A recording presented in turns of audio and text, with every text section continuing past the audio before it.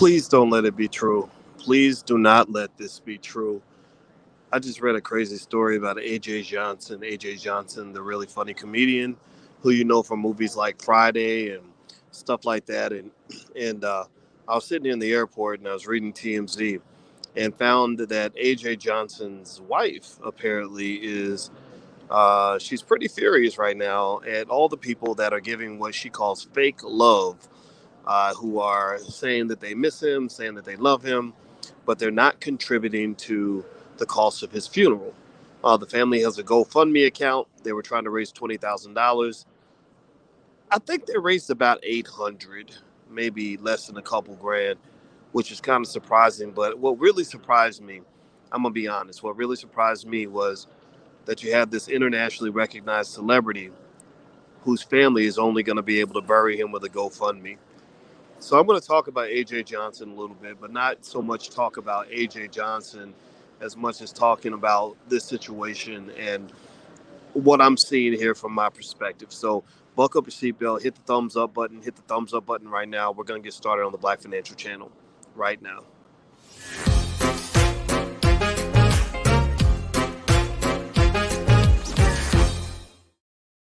Hey, good morning, good morning. Welcome to the Black Financial Channel. That's theblackfinancialchannel.com. My name is Dr. Boyce Watkins. I'm your friendly neighborhood finance professor.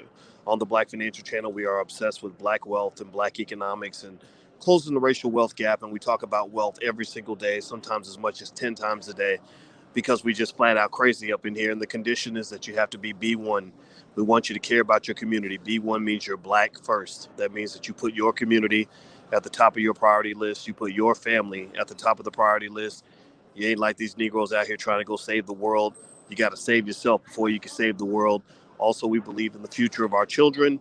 B1 children will lead the world. They will lead the world in economics and wealth building by the year 2070. This is a 60-year plan. We are in year 10, and everything's going according to expectations. So if you agree with the B1 philosophy, put a hashtag B in the number one in the chat, hashtag B1. All right, so hit the thumbs up button. Let me talk about this for a second. How many of you, give me a yes or no, how many of you know about A.J. Johnson?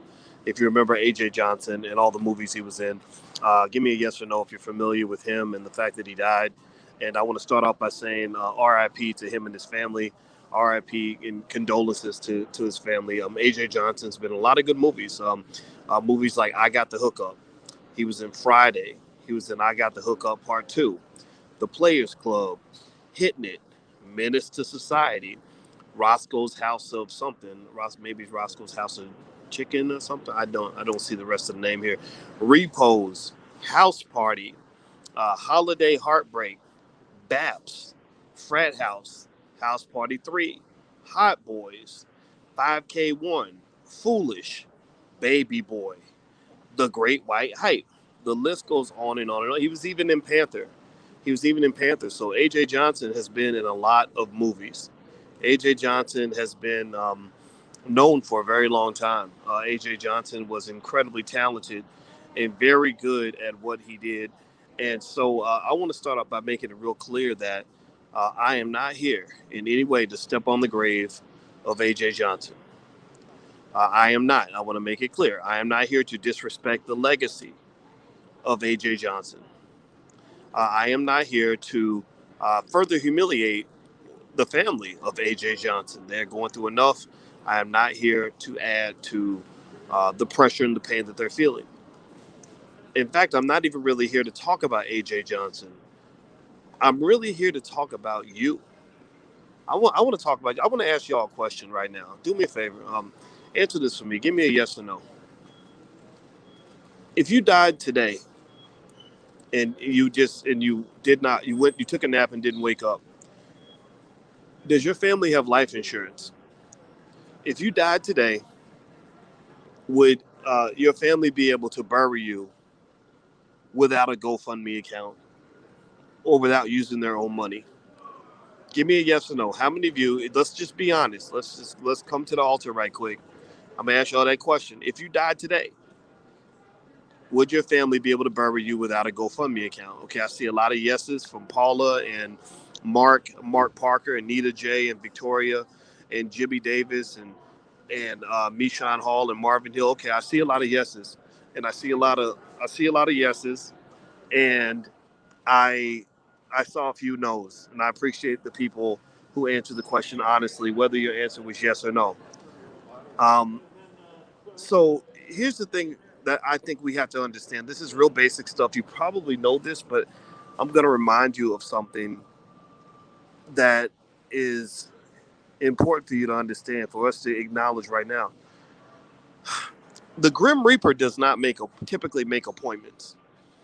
The Grim Reaper doesn't typically give you a courtesy call to say, "Hey, yo, look, hey, I'm gonna roll through next Wednesday about 5 o'clock, and I need you to go ahead and take the week to get your affairs in order. I need you to make sure your baby mama's good, make sure your kids and everybody's gonna be straight, that they can pay for your funeral. Hey, so go ahead and handle all your business because I'm coming in Wednesday at 5 o'clock.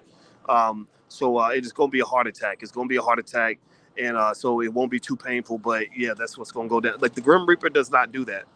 The Grim Reaper doesn't give warning shots. Typically, not in some cases you get lucky, right?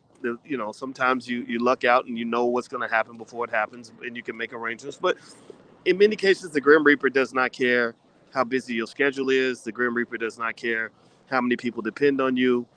The Grim Reaper does not care about the fact that you're trying to get your little situation in order. The Grim Reaper does not care that you are the number one breadwinner in the house. The Grim Reaper takes you out, and then there's like nothing but complete chaos. Now, here's the deal. And again, I'm not even speaking about AJ Johnson anymore because I don't want this to be about AJ Johnson. This is not a gossip fest right now. I'm not here to gossip about AJ Johnson's life. What I'm here to really talk about is manhood. I'm here to talk about manhood. Um, you're a grown ass man. You got children who depend on you. You got a woman that depends on you. And I'm talking to the women too. If the women are in this category, then this is for you also. But let's just keep it 100. The black women aren't really the ones who typically do that, right? The black women, y'all got the same spirit as my grandma Felicia. When my grandma Felicia died, we didn't have to worry about money because she had her insurance totally paid up. Credit score was like 810.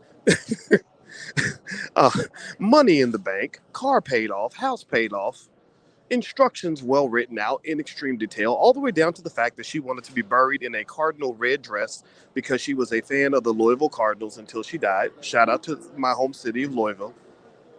So a lot of y'all, a lot of the women, y'all got my grandma Felicia's spirit in you, where you were kind of trained and prepared and stuff like that. It's really, I'm talking about the kind of the brothers, right? I'm talking about the fact that maybe it's the fatherhood crisis in our community that's caused this issue where a lot of brothers didn't grow up like this. The women had the fortune of having a same gender role model in the house who taught you what it meant to be a woman. You had your mama right there, maybe not your daddy, but you had your mama kind of tell you to stand up straight, pull your dress down, do your homework, all that, right? A lot of the guys didn't have that from their father, right? Their father was not there.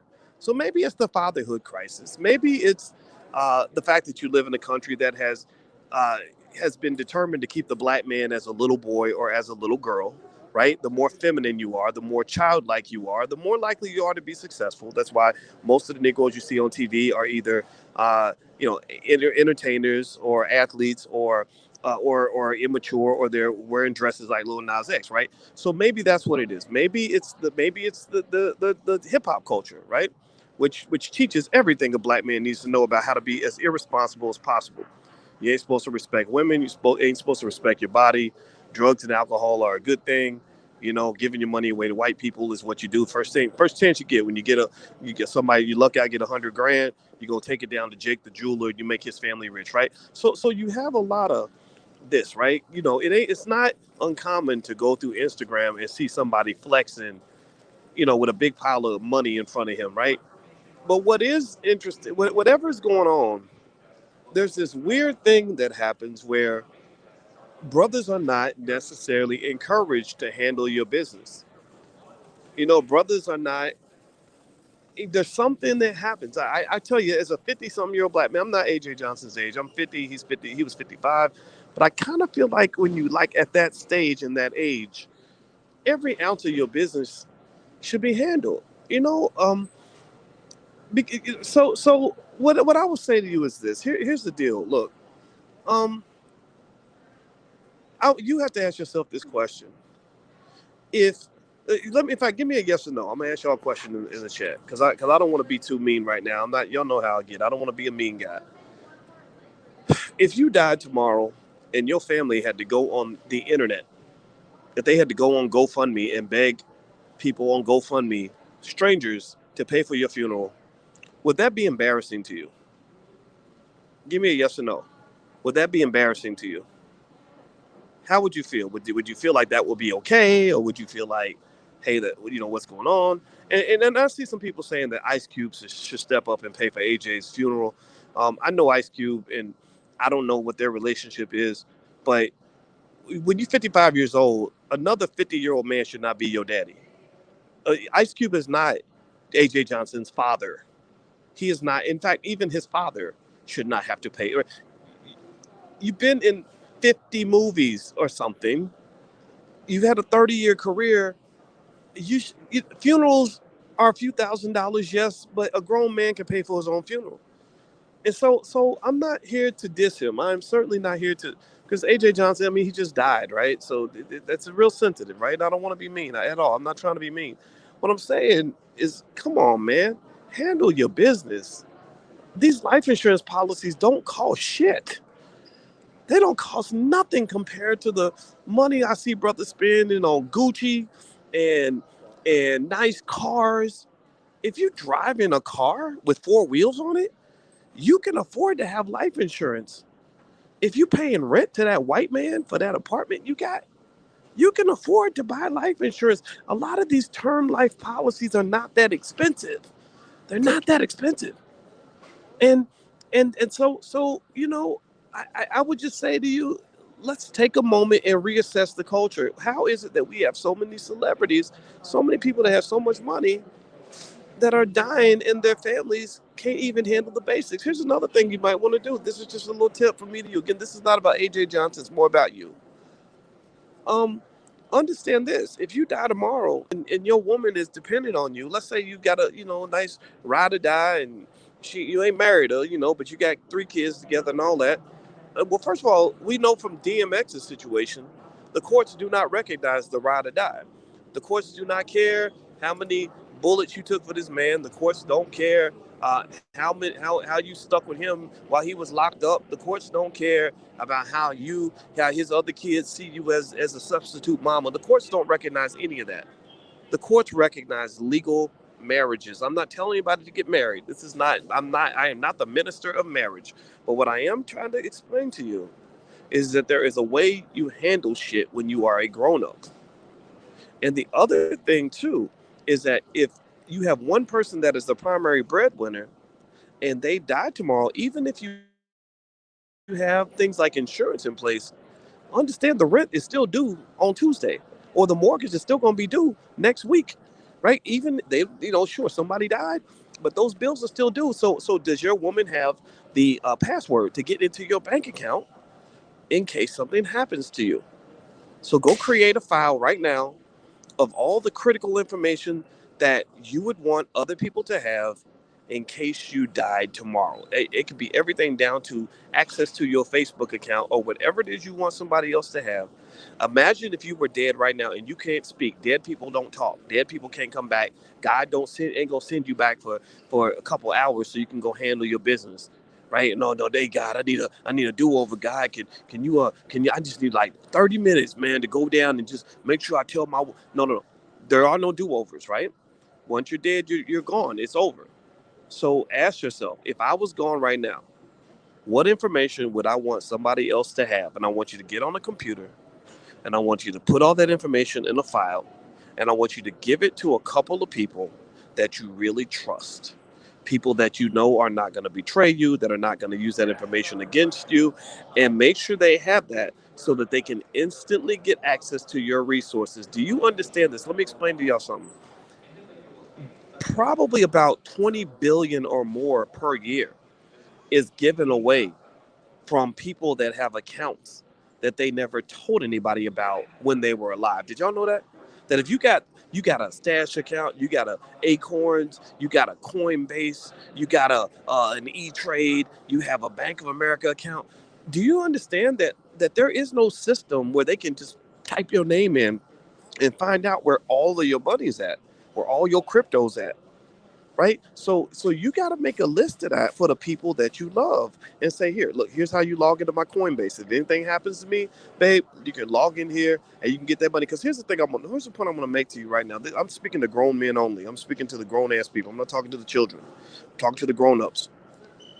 If you really love that woman, if you really love your kids, if you really love your family, you don't just take care of them while you're alive. You take care of them after you're gone. A man takes care of his family in both life and in death. In fact, I have a bag with information in it on my estate plan, on my insurance policies, on my bank accounts. All of that information is together. I told Alicia, I said, baby, if something happens to me, if I get killed in a car wreck, go to the bag and open up the bag, and everything that you need to pay the bills that month is in that motherfucking bag. So do you have a motherfucking bag? That's what I ask you. Do you have a bag? Do you have a place where the people you love can go and get what they need? Because you ain't gonna see, no disrespect to nobody. I'm not dissing nobody. I swear to God. But y'all know me. I get passionate. I gotta tell the truth. You ain't never gonna see me die and have people talking about we raising money on GoFundMe to pay for Boyce's funeral. I'm not going out like a sucker. That's not, again, I'm not dissing any of these guys that died. Maybe it's because nobody ever taught them, but you don't have no excuse. Maybe they have an excuse. Maybe AJ Johnson has an excuse. Maybe nobody ever had this conversation with him. But I'm having this conversation with you, and I'm talking to all the grown-ups in the room, all the real men in the room. Handle your business, please. Handle your damn business. If you love that woman and you love those children, you will handle your business. Give me a yes in the chat if you understand what I am saying. Give me a yes. The Grim Reaper does not make appointments. He shows up, blows everything up, and a man who's leading his family properly is not going to have complete chaos break out because suddenly he's gone and there's a void and nobody knows what to do. Everybody's scrambling. Nobody knows how to get things done anymore because the person they depended on is gone. Don't do that to your family, please. All right, guys, I got to go. I'm actually in the airport now. Alicia's waiting for me, so I got to get up out of here. But hit the thumbs up, share, subscribe button. And also, as a reminder, don't forget, we got the All Black National Convention coming up at the end of October. And that's what we handling business for the whole Black community. We have a whole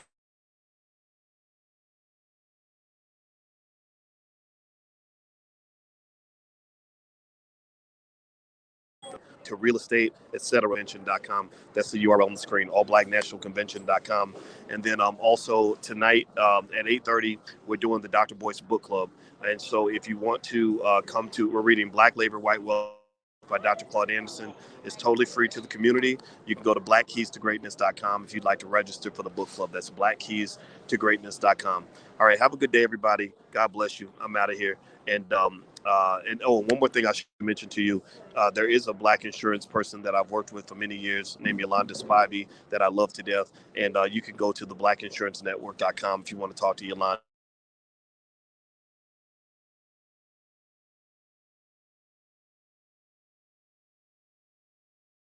The Black Insurance Network.